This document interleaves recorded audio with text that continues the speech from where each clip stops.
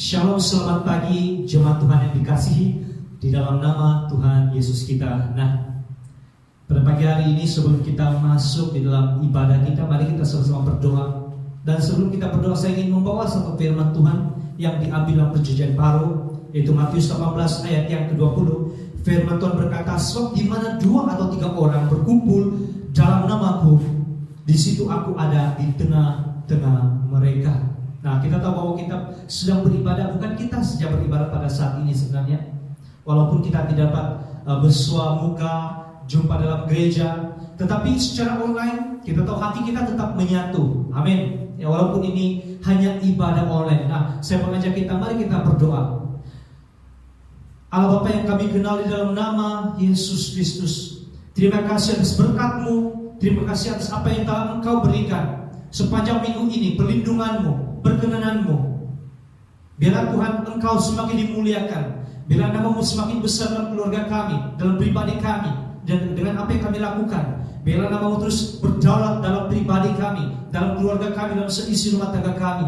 Kami bersyukur Tuhan sepanjang minggu ini Engkau telah memberikan kami Tuhan perlindungan, penjagaan, pemeliharaan, dan semuanya itu Tuhan oleh karena kasih karunia-Mu. Dan saat ini kami datang untuk beribadah Tuhan kepada-Mu, untuk memuliakan nama-Mu, meninggikan Engkau, dan mendengarkan sabda firman-Mu. Terima kasih Tuhan pada hari ini, mohon penyertaan-Mu Tuhan.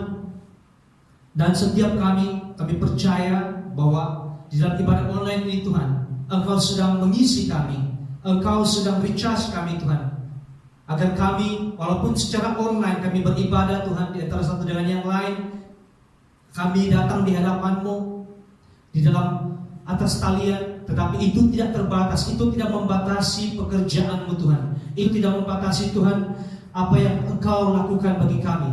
Terima kasih Yesus. Hanya di dalam nama Tuhan Yesus kami berdoa. Sama-sama kita katakan amin. Haleluya, haleluya, haleluya. Hari ini adalah harinya Tuhan, amin. Mari kita datang ke dalam Tuhan dengan sukacita. Mari kita menyanyi bagi Tuhan, walaupun kita hanya buat barangnya secara atas talian. Tapi kalau kamu berada di rumah pada saat ini, mari sama-sama kita mengajak kita pagi berdiri. Hari ini harinya Tuhan, harinya Tuhan. Mari kita bersukaria, yes. Hari ini harinya Tuhan, mari kita bersukaria. Hari ini harinya Tuhan. Haleluya. Hari ini harinya Tuhan, harinya Tuhan. Mari kita bersukaria. Hari ini harinya Tuhan, mari kita bersukaria. Hari ini harinya Tuhan. Hari ini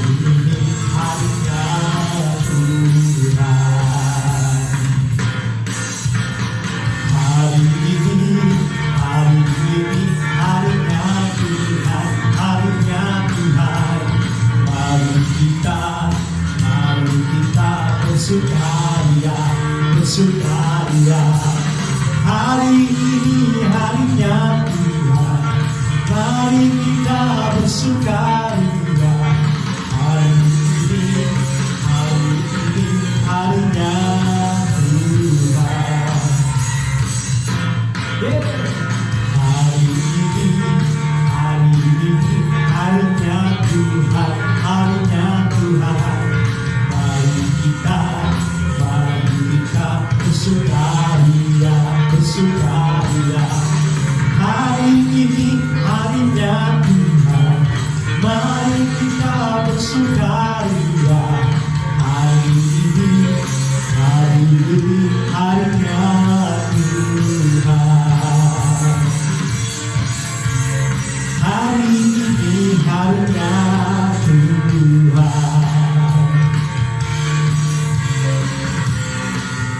Harinya Tuhan.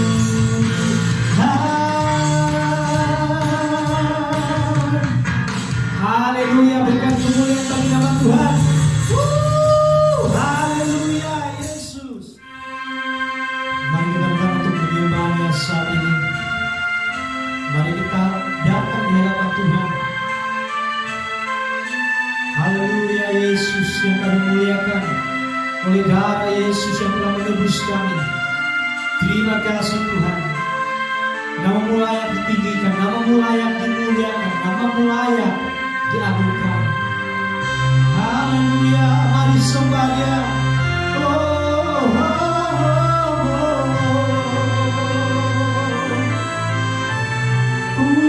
Jesus, haleluya. Mari sembah Dia.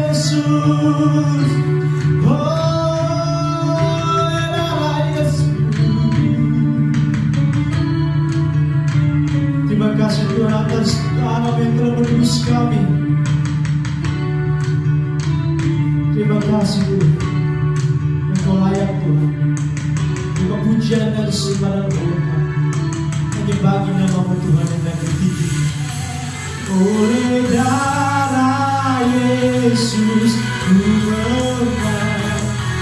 kuasanya di Kalvari. Oleh darah Yesus ku bebas dan hidupku menang. Oleh darah Yesus ku bebas, kuasanya di Kalvari. Oleh darah Yesus ku bebas dan hidupku menang. Lord, we want to worship you. We come to your presence and we lift up our voice to worship you, Lord. We magnify your name, we glorify your name. We magnify, we glorify. Hallelujah.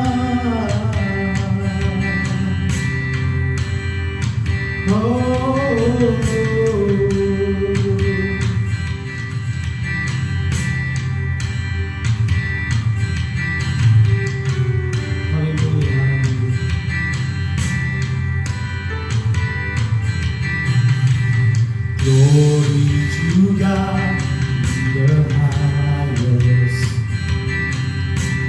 for your great and righteous name. I worship you and honor you. You're lifted up in this place, Jesus the Son, there is no other. Heavenly King, Lamb of God, for you alone, you holy one, you're lifted up in this place.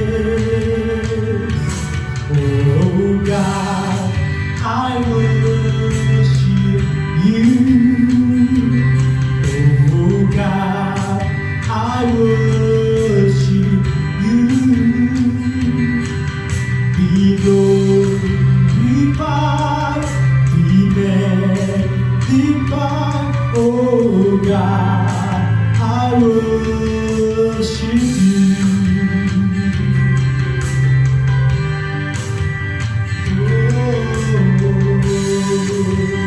We glorify your name. Glory to God in the highest, for your great and righteous name. I worship you and honor you. You're lifted up in this place, Jesus the Son, there is no other. Heavenly King, Lamb of God, for you alone, the only one. You're lifted up in this place. Oh God, I worship you. Oh God, I worship you. Be glorified, be glorified and magnified. Oh God, I worship you. Oh God, I worship you. Oh God, I worship you. Be glorified and magnified.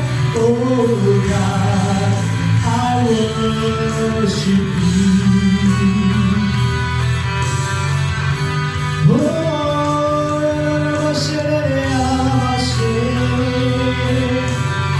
We glorify your name.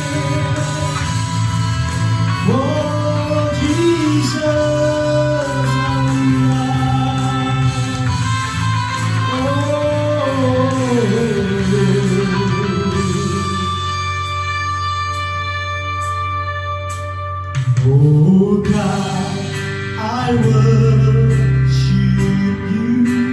Let's sing together. Oh God, I worship you.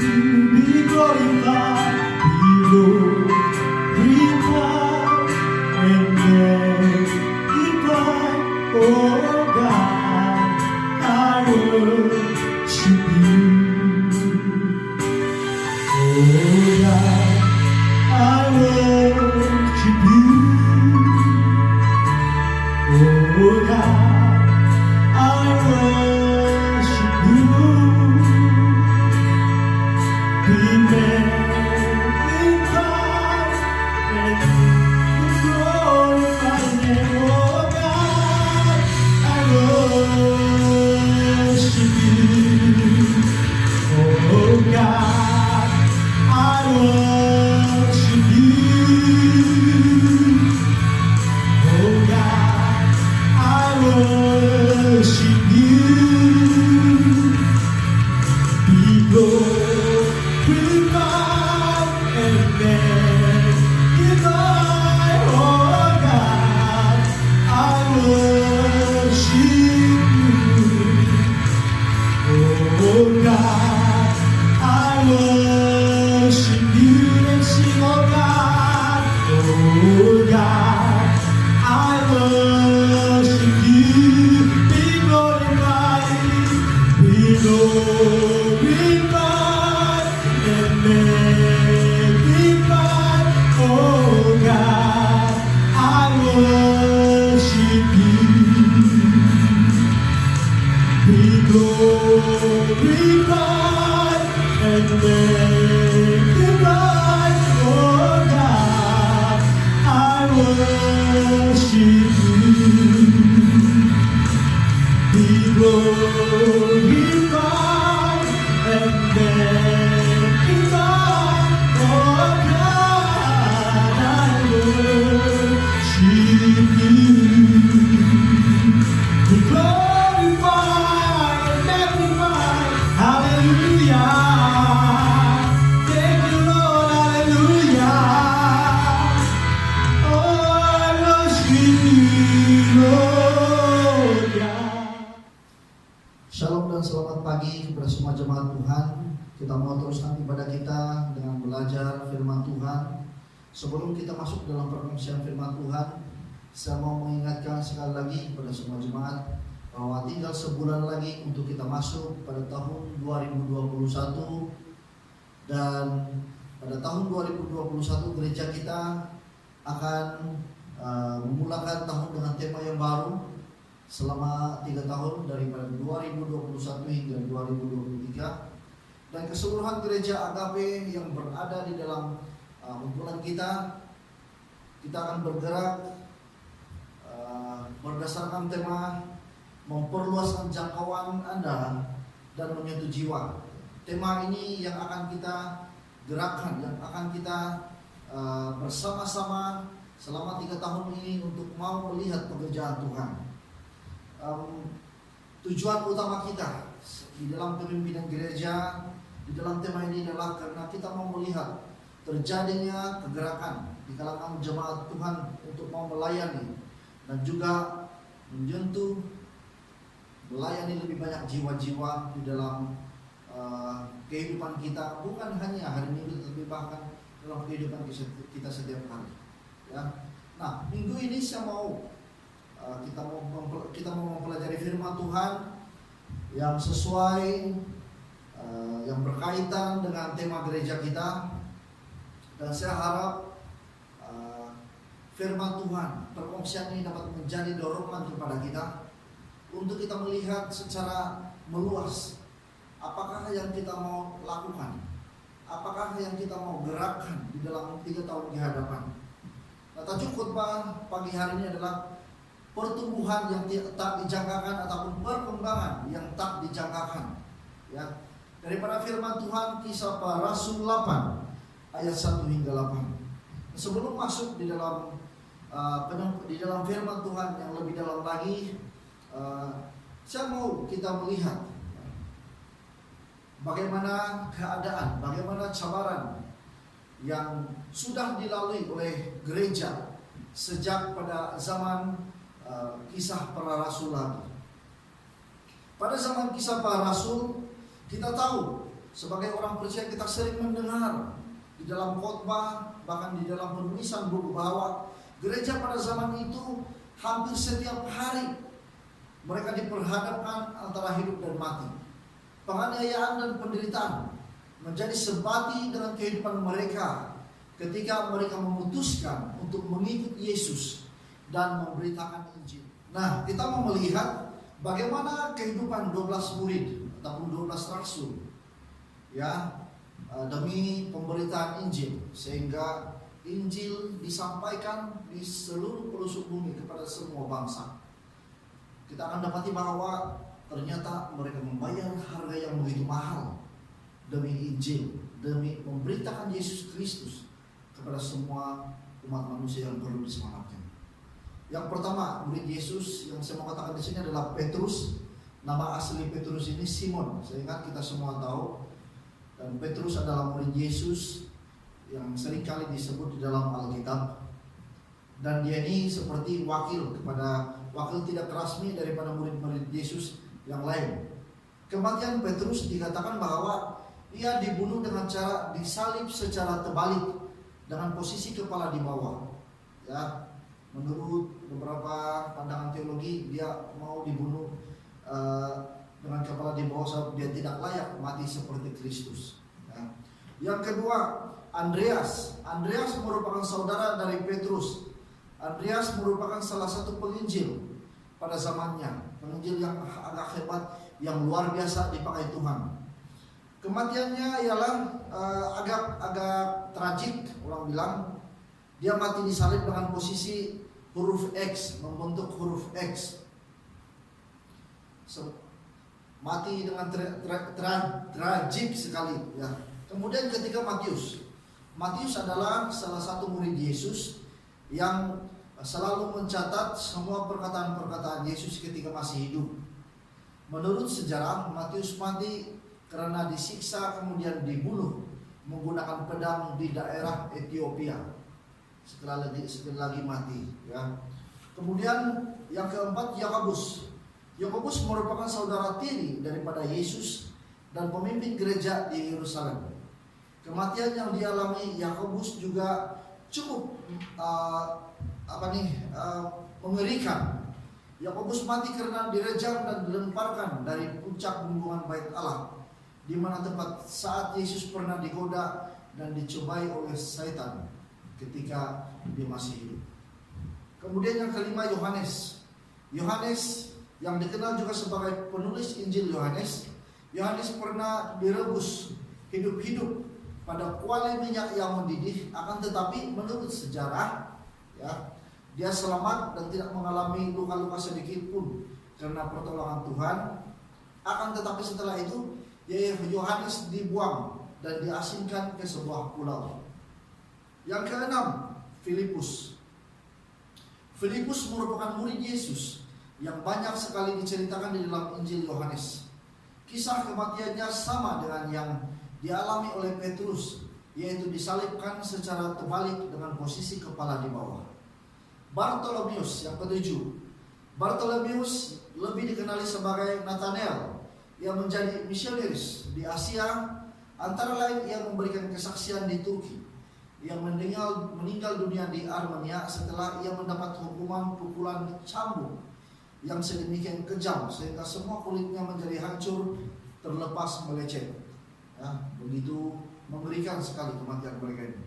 Yang ke-8, Lukas. Lukas mati digantung di Yunani setelah ia berkhotbah di sana kepada orang-orang yang belum mengenal Tuhan. Bayangkan digantung sampai mati karena berkhotbah kepada orang yang tidak mengenal Tuhan. Yang ke-9, Markus. Markus meninggal dunia di Alexandria, Mesir. Ya, setelah badannya diseret hidup-hidup dengan kuda melalui jalan-jalan yang penuh batu sampai ia menemukan ajalnya. Yang ke-10, Thomas. Ya. Kematian Thomas ialah dihukum dengan cara dia ditusuk oleh tombak. Dia mati di India, ya. Dia ditusuk, dia dihukum di India. Dia ditusuk oleh tombak di India, ditusuk sampai mati. Yang ke-11, Yudas. Yudas saudara dari Yesus dihukum mati dengan panah karena ia tidak mau menyangkal Yesus, ya. Jadi Yudas ini saudara Yesus dihukum mati dengan panah karena tidak mau menyangkal Yesus. Yang ke-12, Matias. Matias ini pengganti daripada Yudas Iskariot yang mati dihukum rejam dan akhirnya dipenggal kepalanya. Dia mengakhiri hidupnya dengan dipenggal kepala.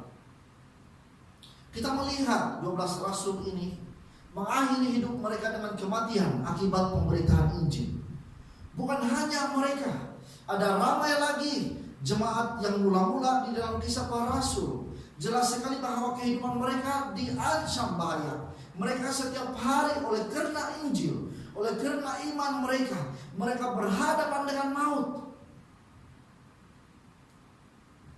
Penganiayaan dan penderitaan sudah menjadi sebati di dalam sejarah kegerakan gereja. Dan kita akan dapati bahwa tidak ada satupun daripada ancaman ini yang telah menghentikan Injil daripada diberitakan. Tidak ada satu perkara pun yang berbahaya ini yang mampu menghentikan Injil daripada terus diberitakan ke seluruh bumi. Ya. Bagaimanakah dengan kehidupan kita hari-hari ini? Apakah ada kesusahan atau ada penderitaan yang membuat kita sepertinya mau putus asa dalam kehidupan kita, yang membuat kita sepertinya mau berhenti menjadi saksi Kristus, yang sepertinya masalah-masalah yang membuat kita mau berhenti melayani Tuhan? Apakah cabaran di dalam kekristenan kita yang seakan membuat kita tidak lagi berapi-api mau melayani Tuhan? Saya berdoa pagi hari ini supaya setiap kita yang mendengar firman Tuhan, supaya setiap kita yang bersama-sama menelusuri kebenaran firman Tuhan akan mendapat semangat dan kekuatan yang baru yang membangkitkan kita untuk terus mau menjadi bagian daripada pekerjaan Allah yang luar biasa bagi gerejanya. Di dalam firman Tuhan yang kita mau belajar hari ini, saya katakan tadi di dalam kisah para rasul 8 ayat 1 hingga 8. Saya bacakan supaya kita jelas. Kisah para rasul 8 ayat 1 hingga 8. Saulus juga setuju di dalam ayat 1 bahwa Stefanus mati dibunuh. Pada waktu itu mulailah penganiayaan yang hebat terhadap jemaat di Yerusalem. Mereka semua kecuali rasul-rasul tersebar ke seluruh daerah Yudea dan Samaria. Orang-orang saleh menguburkan mayat Stefanus serta meratapinya dengan sangat. Tetapi Saulus berusaha membinasakan jemaat itu, dan ia memasuki rumah demi rumah dan menyeret laki-laki dan perempuan keluar dan menyerahkan mereka untuk dimasukkan ke dalam penjara. Mereka yang tersebar itu menjelajah seluruh negeri itu sambil memberitakan Injil. Dan Filipus pergi ke suatu kota di Samaria dan memberitakan Mesias kepada orang-orang di situ. Ketika orang banyak itu mendengar pemberitaan Filipus dan melihat tanda-tanda yang diadakannya, mereka semua dengan bulat hati menerima apa yang diberitakannya itu. Sebab dari banyak orang yang kerasukan roh jahat, keluarlah roh-roh itu sambil berseru dengan suara keras. Dan banyak juga orang lumpuh dan orang timpang yang disembuhkan. Maka sangat besarlah sukacita dalam kota itu.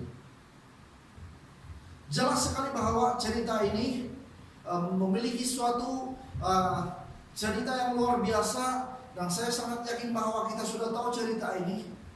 Tapi kalau kita lihat satu ayat demi ayat, saya sangat yakin bahwa kita akan melihat bagaimana Tuhan mengerjakan pekerjaan yang luar biasa di dalam kehidupan jemaat yang mula-mula, di dalam kehidupan para rasul yang diberi tanggung jawab untuk membangun, untuk membangkitkan gereja pada waktu itu. Ada beberapa kebenaran yang kita boleh lihat di sini. Nah, sebelum kita masuk di dalam pelajaran ini, saya mau membuat sedikit ringkasan. Hal pertama yang berlaku di sini adalah kematian Stefanus dan kemunculan Saulus. Kita tahu Saulus ini adalah Paulus.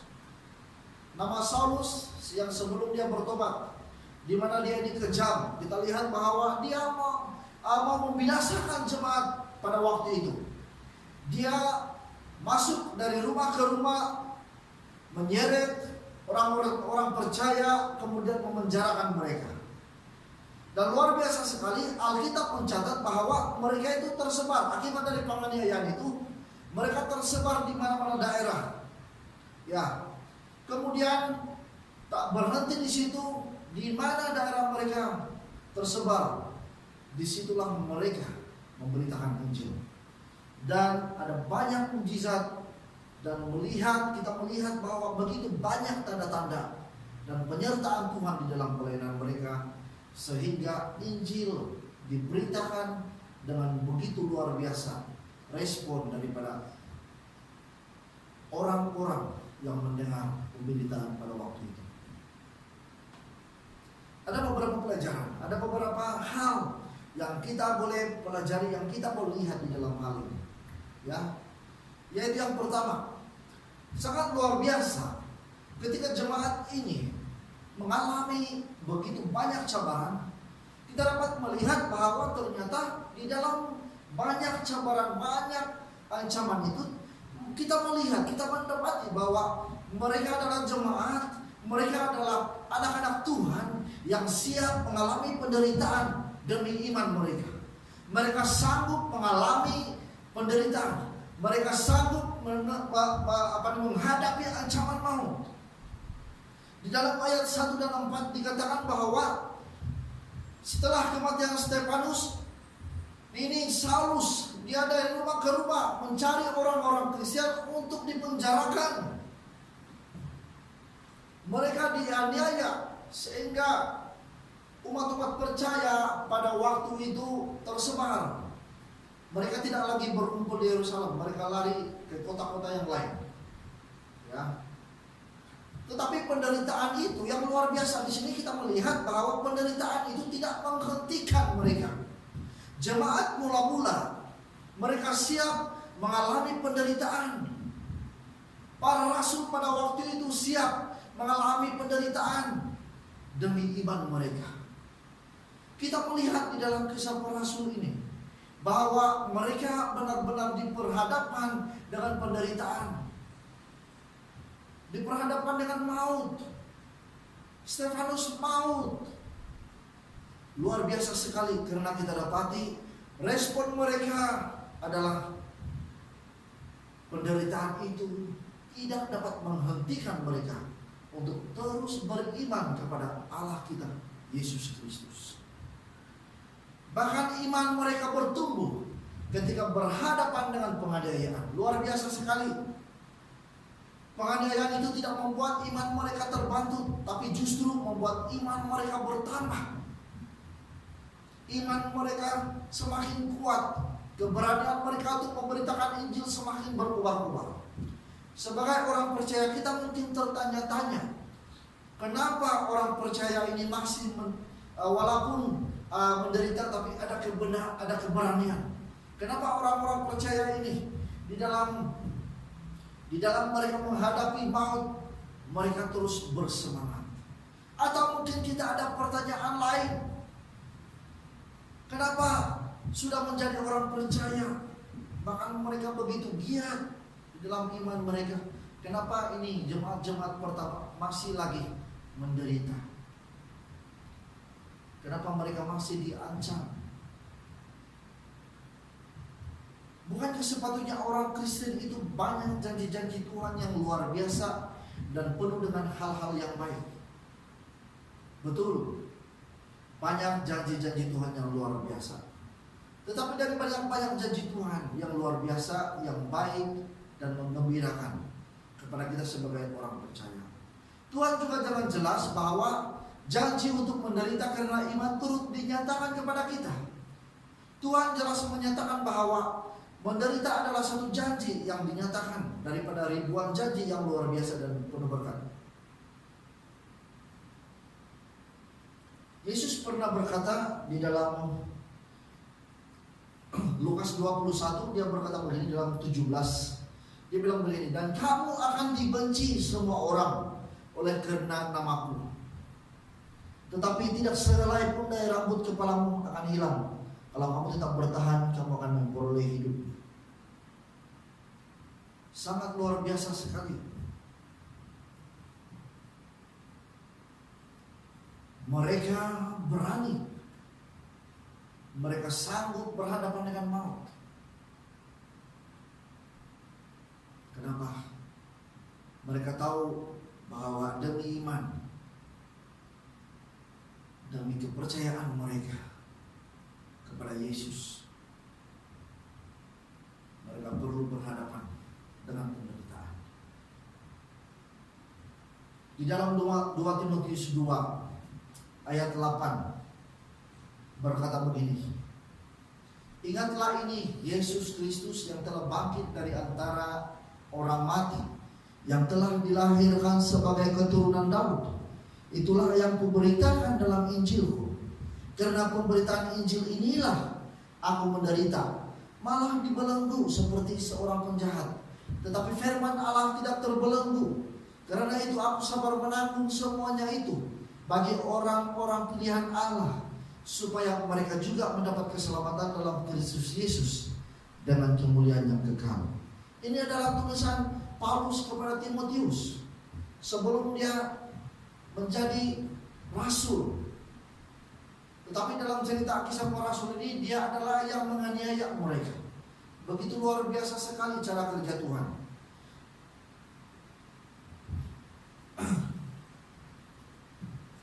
Paulus sadar bahwa boleh saja dia terbelenggu karena penjara, namun tidak ada yang mampu membelenggu firman Tuhan ataupun menahan Injil daripada disampaikan.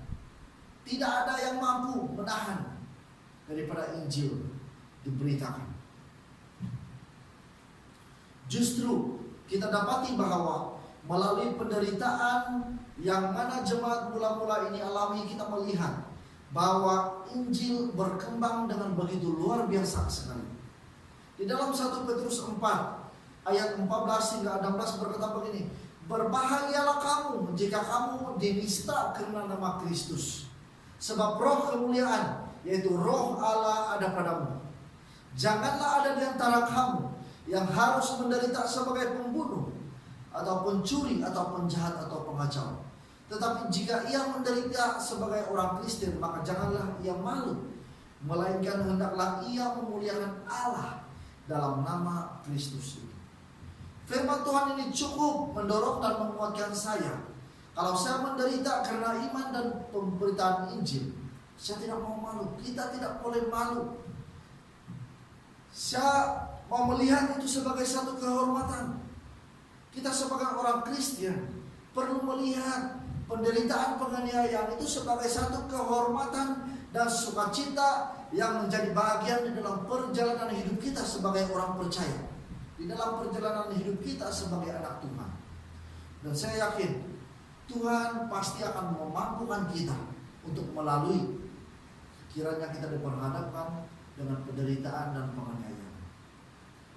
Hal yang kedua di dalam 2 Petrus ini yang menguatkan saya adalah, kalau ada perkara yang membuat orang lain menegur saya karena kesaksian ataupun karena karakter yang perlu diperbaiki dalam kehidupan saya secara pribadi, saya tidak perlu tersinggung.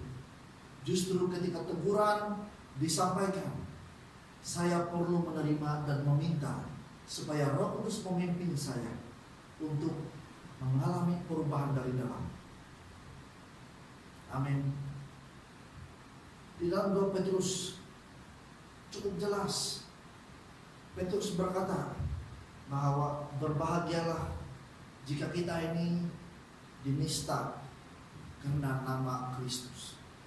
Sebab apa? Sebab roh kemuliaan, yaitu roh Allah, ada di dalam kita. Tetapi kalau ada hal yang lain yang membuat kita ditegur, yang membuat kita ini menjadi kesaksian yang tidak baik, mari kita sama-sama belajar membuka hati kita untuk diubahkan oleh Tuhan lewat pimpinan Roh Kudus. Amin. Hal pertama tadi saya katakan apa? Siap mengalami penderitaan demi iman. Saya berdoa supaya kita siap mengalami penderitaan. Sebagaimana jemaat yang mula-mula, mereka sanggup, mereka siap berhadapan dengan hidup dan mati, berhadapan dengan penganiayaan dan penderitaan demi iman mereka, demi pemberitaan Injil. Tidak ada yang dapat menghalang mereka untuk terus bertumbuh. Tidak ada yang dapat menghalang mereka untuk terus menyebarkan Injil.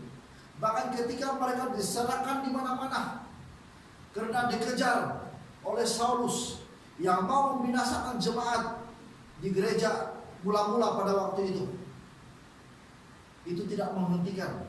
Malahan di mana mereka diserahkan, disitulah mereka menyampaikan Injil kepada orang-orang.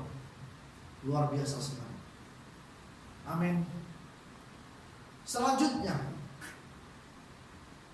hal kedua yang kita boleh pelajari, yang kita boleh lihat di dalam Kisah Para Rasul 8 ini adalah para rasul dan juga jemaat awal pada zaman itu, pada masa Kisah Para Rasul ini, mereka setia memberitakan Injil.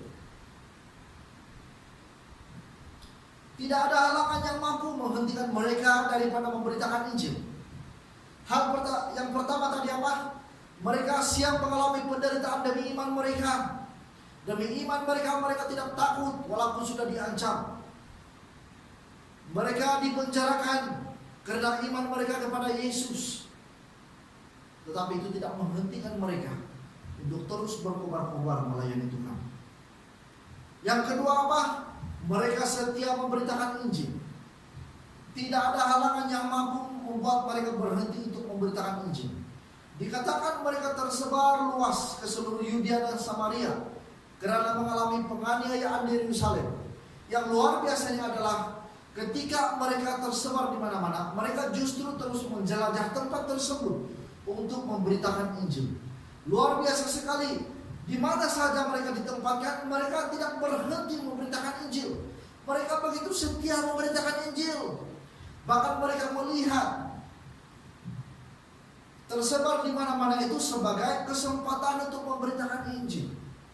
Saya yakin jemaat mula-mula ini terus memberitakan Injil karena ada sesuatu yang meyakinkan mereka bahwa walau apapun keadaan mereka, mereka perlu terus memberitakan Injil. Di dalam Matius 28, kisah di mana waktu Yesus, sebelum Yesus diangkat naik ke surga, Matius 28, 18 hingga 20 berkata begini. Yesus mendekati mereka dan berkata, "Kepadaku telah diberikan segala kuasa di surga dan di bumi. Karena itu pergilah, jadikanlah semua bangsa muridku, dan baptislah mereka dalam nama Bapa dan Anak dan Roh Kudus, dan ajarlah mereka melakukan segala sesuatu yang telah kuperintahkan kepadamu.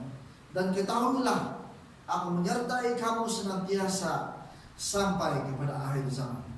Para rasul dan murid Yesus mengingat pesan Yesus kepada mereka. Saya sangat yakin bahwa ketika sebelum Yesus naik ke surga dan menyampaikan pesan ini,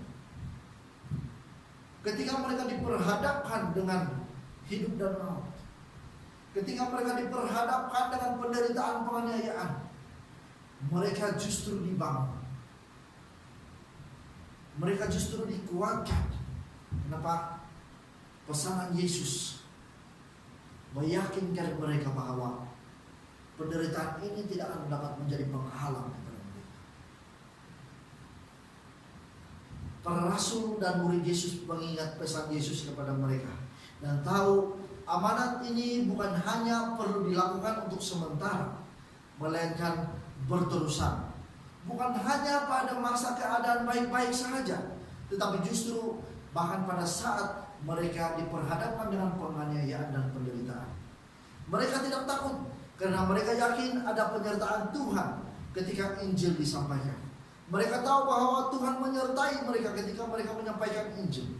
Keyakinan para rasul ini dapat kita lihat ketika Paulus berkata di dalam kitab Roma 1 ayat 16, berkata begini, sebab aku mempunyai keyakinan yang kokoh dalam Injil, karena Injil adalah kekuatan Allah yang menyelamatkan setiap orang yang percaya, pertama-tama orang Yahudi, tetapi juga orang Yunani.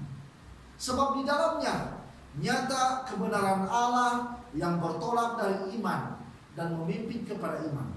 Seperti ada tertulis, orang benar akan hidup oleh iman.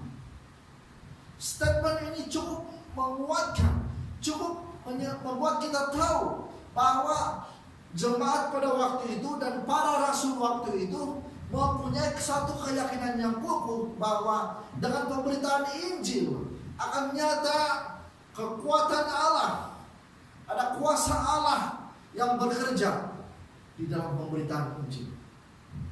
Makanya mereka tidak takut. Mereka cukup yakin dengan apa yang mereka beritakan.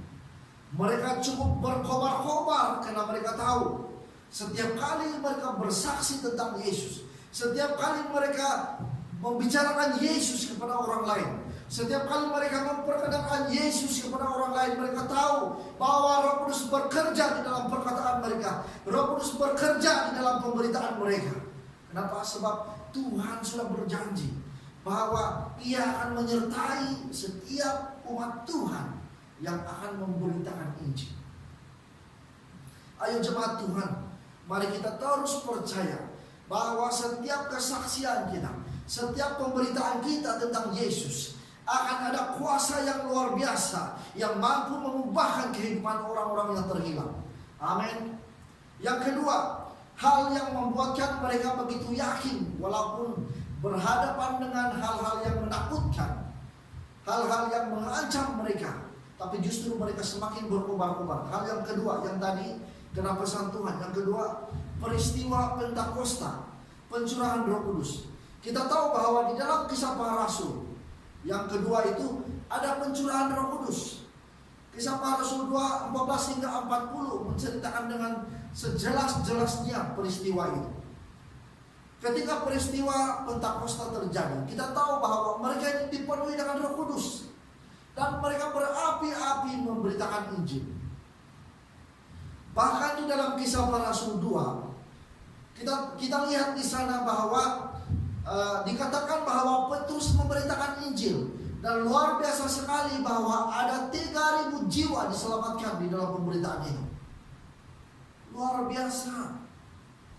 Saya yakin bahwa kejadian ini telah menguatkan iman mereka, meyakinkan mereka bahwa pemberitaan Injil pasti tidak akan sia-sia.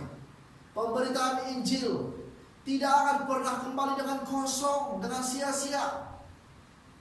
Mereka yakin bahwa setiap pemberitaan Injil pasti akan terjadi penyelamatan atas jiwa-jiwa yang terhilang. Mereka tahu bahwa ketika Injil diberitakan, ketika diberitakan bahwa Yesus mati di kayu salib bagi pengampunan dosa manusia, maka keselamatan bagi orang berdosa akan dinyatakan.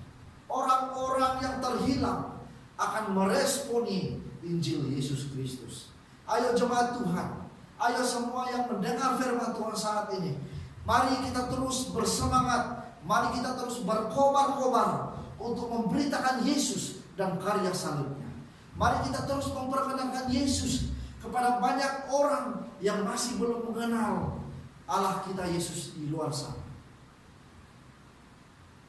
Jangan terkejar-kejar dengan hasil. Beritakan Yesus dan kita akan melihat hasilnya. Jangan hilang semangat karena tidak melihat hasil. Terus bersemangat memberitakan Yesus. Dan saya sangat yakin lambat laun kita akan melihat hasilnya. Amin. Perkara ketiga yang kita boleh lihat yang di sini, yang boleh kita belajar, yang boleh kita melihat kebenaran yang ada di dalamnya adalah Yang ketiga apa? Tuhan bekerja di dalam pemberitaan Injil. Kita melihat bahwa pemberitaan Injil yang terjadi terus disertai dengan tanda-tanda mujizat. Daripada Kisah Para Rasul 2 sehingga di dalam Kisah Para Rasul 8 ini ada banyak tanda-tanda yang sudah dilihat oleh jemaat pada waktu itu. Ada banyak pengalaman, ada banyak peristiwa yang luar biasa, mujizat yang dilakukan oleh Tuhan yang menyertai pelayanan para rasul waktu itu. Makanya kita dapat melihat bahwa Tuhan bekerja di dalam pemberitaan Injil. Kuasa Tuhan dinyatakan di dalam pemberitaan Injil. Siapapun kita, tidak kisah kita ini orang yang ada posisi di gereja ataupun orang biasa. Asal yang namanya kita ini orang percaya, saya sangat yakin bahwa kalau kita bersaksi di luar sana, kalau kita memberitakan Yesus, kita memperkenalkan Yesus kepada orang di luar sana yang belum mengenal, saya sangat yakin bahwa ketika kita menyampaikan hal itu, benih-benih kebenaran sedang ditaburkan kepada kehidupan orang tersebut. Kalau kita melihat di dalam Markus 16 ayat 15, dikatakan begini, lalu ia berkata kepada mereka, ini Yesus, ya, Yesus berkata kepada mereka, pergilah ke seluruh dunia, beritakanlah Injil kepada segala makhluk. Siapa yang percaya dan dibaptis akan diselamatkan, tetapi siapa yang tidak percaya akan dihukum. Tanda-tanda ini akan menyertai orang-orang percaya. Mereka akan mengusir setan demi namaku. Mereka akan berbicara dalam bahasa-bahasa yang baru bagi mereka. Mereka akan memegang ular, dan sekalipun mereka minum racun maut, mereka tidak akan mendapat celaka. Mereka akan meletakkan tangannya atas orang sakit, dan orang itu akan sembuh. Sesudah Tuhan Yesus berbicara demikian kepada mereka, mereka terangkatlah ia ke surga, lalu duduk di sebelah kanan Allah. Mereka pun pergilah memberitakan Injil ke segala penjuru, dan Tuhan turut bekerja dan meneguhkan firman itu dengan tanda-tanda yang menyertai. Jemaat mula-mula merupakan bukti bahwa Tuhan bekerja dengan luar biasa di dalam setiap pemberitaan Injil, di dalam setiap pemberitaan tentang Yesus, di dalam setiap kesaksian tentang Yesus. Ayo jemaat Tuhan, di dalam keadaan dunia yang semakin tua ini, umur dunia semakin bertambah, semakin banyak ragam manusia, waktu Tuhan semakin dekat. Ini waktunya untuk kita berkobar-kobar memberitakan Yesus. Ini waktunya untuk kita berkobar-kobar menyampaikan Yesus, memperkenalkan Yesus kepada orang lain. Amin. Jemaat mula-mula merupakan bukti bahwa Tuhan bekerja di dalam pemberitaan Injil. Petrus mungkin tidak menyangka, siapa juga yang sangka ketika Petrus menyampaikan pemberitaan Injil dalam Kisah Para Rasul 2, dia mungkin tidak menyangka bahwa ketika ia memberitakan Injil, akan ada 3.000 orang yang akan terima Yesus pada waktu itu dan minta dibaptis. Saya pikir angka itu tidak ada. Saya pikir hasil itu tidak dijangka oleh Petrus. Tetapi kita melihat di sini bahwa ketika Petrus menyampaikan, memberitakan Yesus kepada orang-orang yang tidak mengenal Tuhan pada waktu itu, ada 3.000 orang yang memberi mereka hidup mereka kepada Tuhan dan minta dibaptis. Luar biasa sekali. Ketika Filipus memberitakan Injil, tidak pun disebutkan bahwa dia perlu meminta-minta supaya ada mukjizat terjadi. Ketika dia memberitakan Injil, ya, tidak ada ditulis di situ. Tetapi yang jelas di sana kita dapati bahwa tanda-tanda menyertai pemberitaan tersebut. Tanda-tanda mukjizat menyertai ketika Yesus diberitakan. Jelas sekali bahwa Tuhan mau memberkati dan menyertai pelayanan pemberitaan firman Tuhan, pemberitaan Injil, pemberitaan Yesus Kristus kepada orang. Kemudian kita lihat Filipus pula di dalam Kisah Para Rasul 8 ini. Kita dapati bahwa pemberitaan Filipus juga berhasil.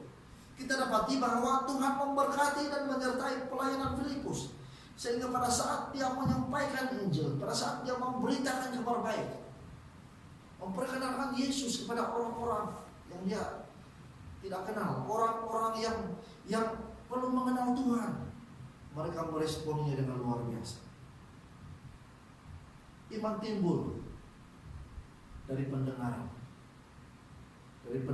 akan firman Yesus Kristus. Ketika nama Yesus diberitakan, iman akan timbul di dalam hati yang mendengarnya.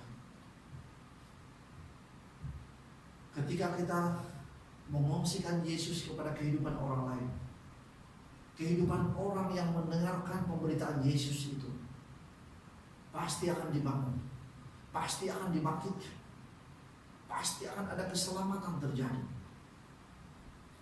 Firman hari ini mengingatkan kita supaya jangan takut dan malu memberitakan Yesus. Jangan takut kalau ada hasil atau tidak pelayanan kita. Kita tidak mau terkejar-kejar dengan hasil, tapi kita yakin, kita punya iman bahwa ketika kita setia, ketika kita berapi-api memberitakan Injil, menyampaikan Yesus kepada orang, pasti ada buah, pasti ada hasil, pasti ada penyertaan Tuhan.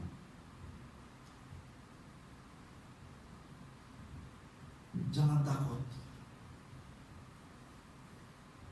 Yakinlah dan melangkah dengan iman bahwa Tuhan pasti memberkati dan menyertai pelayanan kita sehingga berhasil. Kita hanyalah alat saluran berkat Tuhan, supaya lebih ramai orang dapat dijangkau melalui hidup kita. Tuhan pasti akan menumbuhkan hasilnya.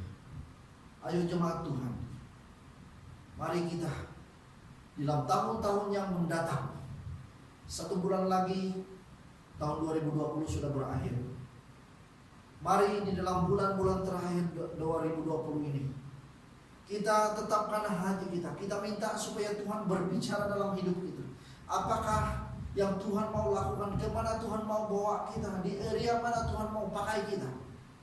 Tapi yang jelasnya, mari kita sama-sama meminta kekuatan daripada Tuhan, supaya setiap kita diberi kemampuan, kekuatan, sehingga kita dapat menjadi alat dan saluran berkat Tuhan, di mana mulut kita menjadi alat Tuhan, supaya Injil diberitakan. Amin. Penutup, kita mau melihat 3 poin tadi sebagai penutup. Yang pertama, mari kita menjadi jemaat yang siap mengalami penderitaan demi iman kita. Jangan takut. Kita siap berhadapan dengan apapun cabaran demi iman yang kita pegang, demi iman kita kepada Yesus. Yang kedua, mari kita sebagai jemaat Tuhan, kita terus setia memberitakan Injil.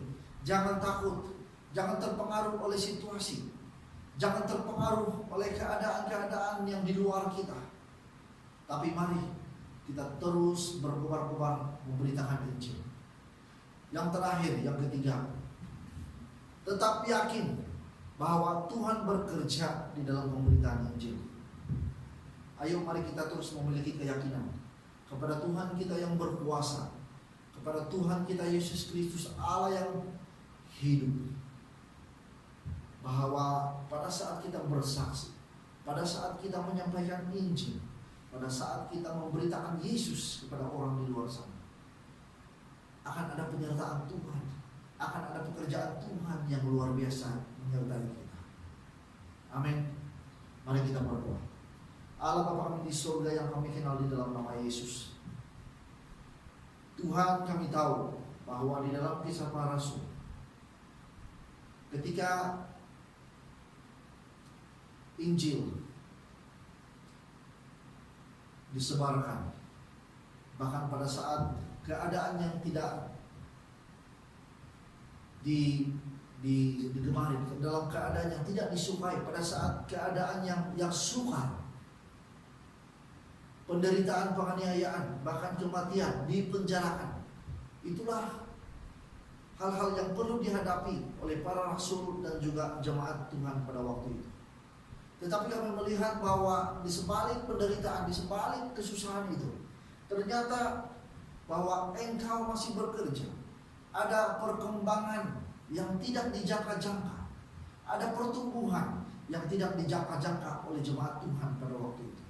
Yang jelas di sini adalah mereka tidak pernah berputus asa, mereka tidak berhenti. Penderitaan, penganiayaan tidak dapat menghentikan mereka untuk terus berkobar-kobar memberitakan Injil.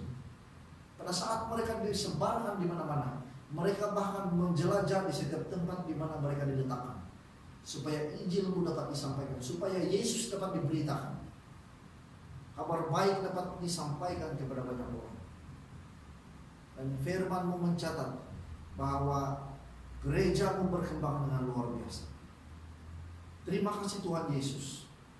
Siang hari ini kami berdoa pada seluruh jemaat, khususnya di Agape Tuhan, bahkan setiap anak-anak Tuhan yang mendengar firman Tuhan ini disampaikan. Kami berdoa supaya ada satu kekuatan yang baru, ada satu semangat yang baru, supaya setiap kami terus berkobar-kobar untuk menjadi saksi-saksi Kristus, untuk menjadi saksi, untuk memberitakan Yesus kepada orang lain, untuk memperkenalkan Yesus kepada orang-orang yang terhilang di luar sana. Beri kami kekuatan dan pimpinan lewat Roh Kudus Tuhan, sehingga di tahun yang mendatang kami tidak takut, kami tidak mudah terintimidasi, bahkan kami terus berkobar-kobar untuk mengabarkan Yesus kepada banyak orang. Terima kasih Tuhan. Bersyukur Tuhan, di dalam nama Yesus kami berdoa.